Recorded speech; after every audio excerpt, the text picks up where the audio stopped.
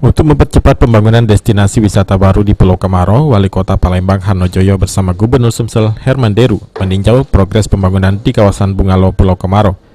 Dalam kesempatan tersebut, Hanojoyo berharap bantuan pemerintah Provinsi Sumatera Selatan dalam pembangunan fasilitas penunjang pariwisata, salah satunya membangun wahana bermain pasir seperti di pantai. Dengan adanya kerjasama Pemkot dan Pemprov ini, Harno berharap pembangunan destinasi wisata baru segera terwujud sehingga bisa menarik wisatawan dan investor. Itu perhatian terhadap Kota Palembang khususnya tempat destinasi ini. Pribadi pemerintah Kabupaten, terima kasih.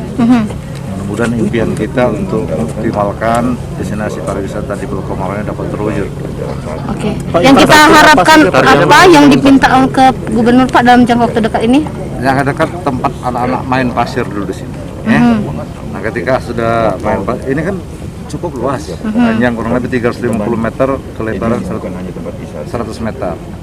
Jadi kalau sudah ada sarana permainan bagi anak-anak, acara sudah bisa dilaksanakan. Sementara Gubernur Sumsel Herman Deru mengungkapkan Pemprov siap membantu Pemkot mewujudkan destinasi wisata baru. Namun untuk mewujudkan ini perlu dukungan masyarakat Kota Palembang dan semua pihak. Menjadi tujuan dulu wisata.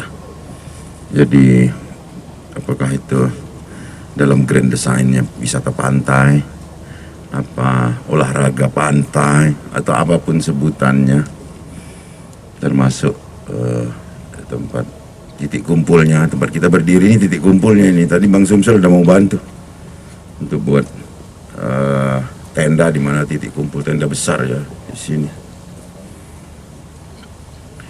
Harapan saya semua pihak ikut terlibat membangun ini. Kita di Sumsel ini kan khususnya Kota Palembang ini haus terhadap tempat wisata. Suka tidak suka kita. Abidin Riwanto, PAL TV.